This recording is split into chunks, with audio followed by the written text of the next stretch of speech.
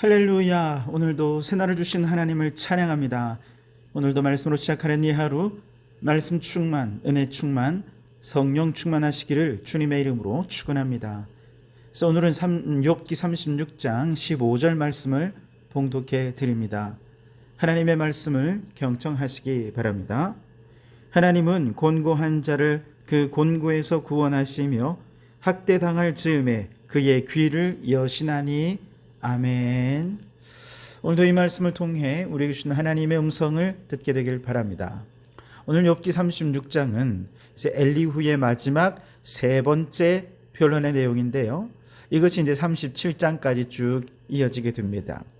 우선 엘리후는요, 자신의 지식이 하나님께로부터 온 것이고 온전한 지식이다라고 하는 것을 먼저 자랑합니다. 3절과 4절에 내가 먼 데서 지식을 얻고 나를 지으신 이에게 의를 돌려보내리라.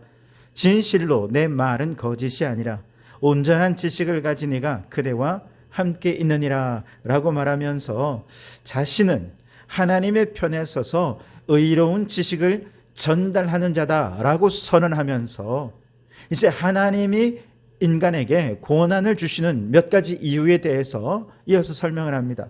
우선 첫 번째, 하나님이 고난을 주시는 이유가 뭐냐? 욥의 친구들이 지금까지 주장해왔던 권선징악, 악인 필망의 원리라는 것이죠. 6절과 7절에 보시면 악인을 살려두지 아니하시며 고난받는 자에게 공의를 베푸시며 그의 눈을 의인에게서 떼지 아니하시고 그를 왕들과 함께 왕좌에 앉히사 영원토록 존귀하게 하시며 라고 말씀하십니다. 한마디로 악인은 반드시 심판하시지만 의인에게는 또 반드시 보상해 주신다는 것입니다. 그러나 아무리 악인이라도 하나님은 고통을 통해 자신의 교만한 행위를 깨닫게 하시고 돌이키도록 기회도 주십니다. 그래서 만일 이때 순종하면 복을 받지만 불순종하면 저주를 받을 수밖에 없게 될 것입니다.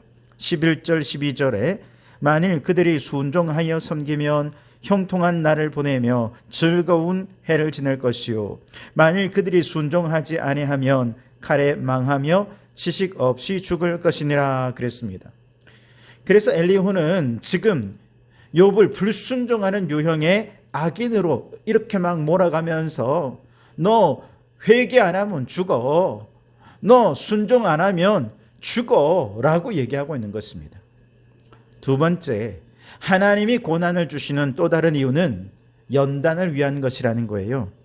오늘 우리가 함께 읽은 15절에 보시면 하나님은 곤고한 자를 그 곤고에서 구원하시며 학대당할 즈음에 그 귀를 여시나니 그랬고요. 16절에 이어서 그러므로 하나님이 그대를 환난에서 이끌어내사 좁지 않고 넉넉한 곳으로 옮기려 하셨은즉 무릇 그대의 상에는 기름진 것이 놓이리라 그랬습니다. 하나님이 악을 행하는 자에게는 징벌을 내리십니다. 그래서 그 징벌이 임하는 일정 기간 동안 곤고함에 빠지게 되죠. 하지만 그것이 다가 아니라는 거예요. 이후에 시차를 두고 귀를 열어주십니다. 여기서 귀를 여신다는 것은 고난을 통해 하나님의 뜻을 깨닫고 더욱더 하나님과 친밀하게 영적으로 성숙해 가게 된다라는 뜻이죠. 이처럼 환난과 곤고를 통해 연단을 받을 때 하나님께서 귀를 열어주시고 영적으로 성숙해지게 될 때 하나님께서는 그를 환난과 곤고에서 건져내어 주시고 이제 고난 이전보다 훨씬 더 넉넉하게 더 넓은 곳으로 옮겨주시고 기름진 곳으로 상을 차려주시는 축복이 고난 이후에 있게 될 것이라는 겁니다. 그렇기 때문에 환난과 곤고함 중에 있는 사람은 결코 파괴적인 허무주의에 휩쓸려서는 안 될 것입니다. 20절에 그대는 밤을 사모하지 말라. 인생들이 밤에 그들이 있는 곳에서 끌려가리라 그랬습니다. 밤을 사모한다는 것은 어둠과 흑암 속에 마치 자기를 자포자기 하듯이 그렇게 집어던져서는 안 된다는 것이죠. 엘리후가 보기에 욥이 그렇다는 거예요. 하나님 앞에 막 대드는 게 자포자기한 심정으로 하나님께 대들고 막 돌격하는 것 같거든요. 그래서 이러한 욥의 모습이 환난 중에 연단을 받아 성숙하기보다 오히려 하나님을 대항하는 악을 선택한 자처럼 보인 것이죠. 21절에 삼가 악으로 치우치지 말라. 그대가 환난보다 이것을 택하였느니라 그랬습니다.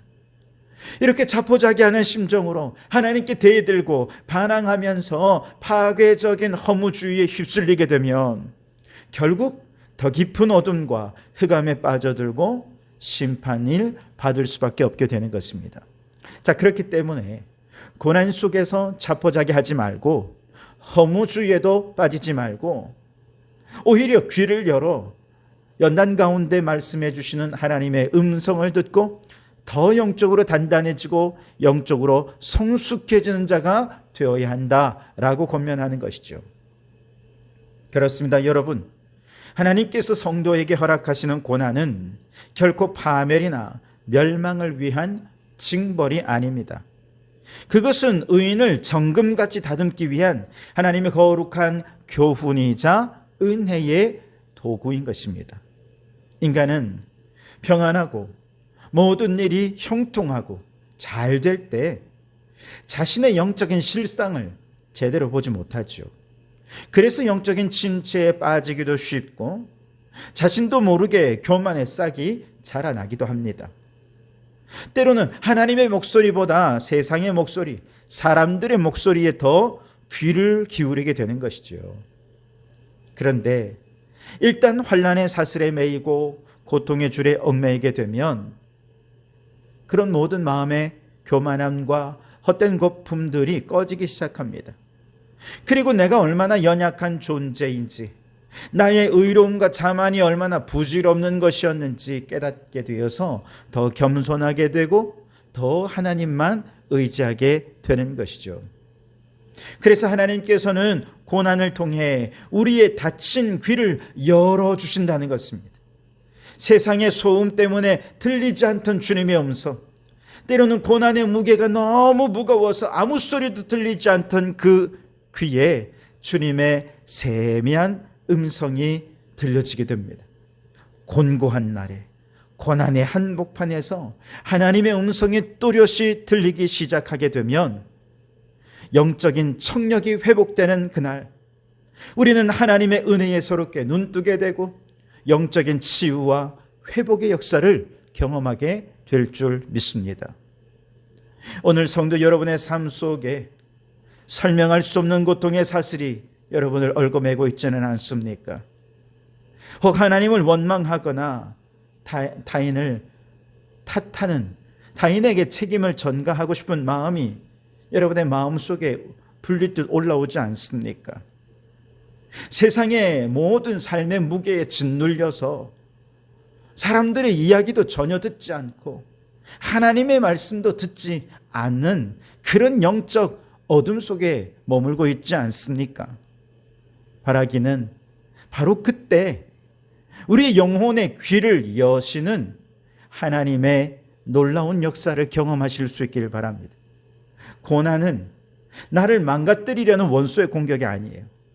그동안 듣지 못했던 하나님의 음성에 귀를 열게 만드는 영적인 치유의 과정이고 영적인 회복의 과정인 줄 믿습니다. 이 믿음으로 고난의 때에 우리 성도들이 모두가 다 영적 귀를 열고 영적으로 더 건강해지고 믿음이 더 굳건해지는 우리 성도들이 되실 수 있기를 주님의 이름으로 축원합니다.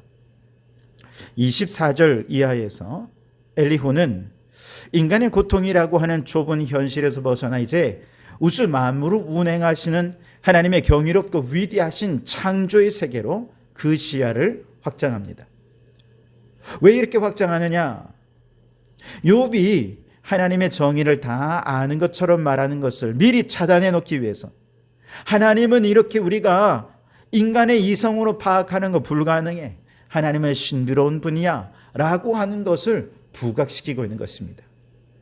자, 26절에 보시면 하나님은 높으시니 우리가 그를 알 수 없고 그의 횟수를 헤아릴 수 없느니라 그랬습니다. 하나님은 인간으로서는 파악할 수 없을 정도로 불가해한 방식으로 우주를 통치하십니다. 그러니 그 하나님을 인간의 생각으로 오해해서는 안 된다는 충고이자 경고인 것이죠. 사실 욥을 은근히 비난하려는데 그 목적이 있기는 합니다. 하지만 여기에도 참 귀한 신앙의 고백이 담겨져 있긴 하죠. 27절 28절에 보시면 그가 물방울을 가늘게 하시며 빗방울이 증발하여 안개가 되게 하시도다. 그것이 구름에서 내려 많은 사람에게 쏟아지느니라. 겹겹이 쌓인 구름과 그의 장막의 우로소리를 누가 능히 깨달으랴 그랬습니다. 자연계의 순환을 얘기하는 거죠. 하나님은 바다와 땅에서 물을 증발시킵니다. 가늘고 미세한 물방울로 만드신 다음에 공중에서 그것을 모아 구름을 형성하게 하시고 그 미세한 물방울로 만들어서 구름을 형성한 다음에 때가 되면 그 물이 어떻게 됩니까? 단비가 되어 땅에 쏟아지게 하시는 것이죠.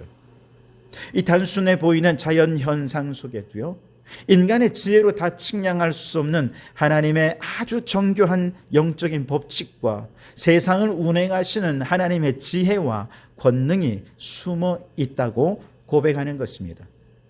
때때로 하나님은 번갯불과 구름과 비를 만민을 심판하는 도구로 쓰시기도 하지만 이것을 통해 온 땅에 곡식을 자라게 해서 풍성한 먹거리를 제공하는 은혜의 도구로도 사용하기도 하십니다.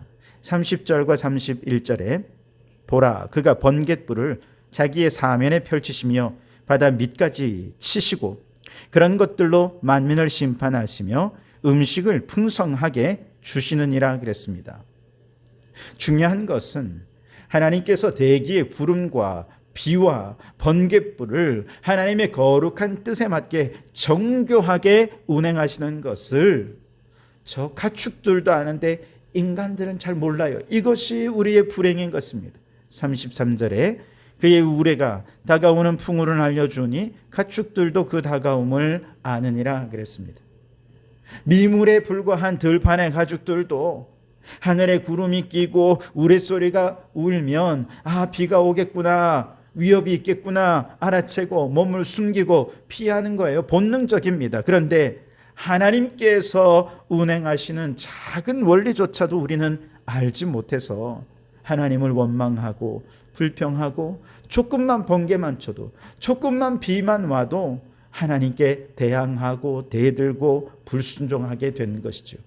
여러분, 우리가 고난 속에 절망하고 넘어지는 결정적인 이유가 뭡니까? 하나님을 내 짧은 이성과 경험의 틀 안에 가두려고 하기 때문에 그렇습니다. 내가 이해할 수 있는 범위 안에서만 하나님을 인정하려 하고 내 계획대로 상황이 진행되어야만 하나님이 이렇게 일하신다 그렇게 믿는 것입니다. 나의 이성과 경험을 넘어서는 하나님의 역사하심은 인정하려 하지 않는 거예요.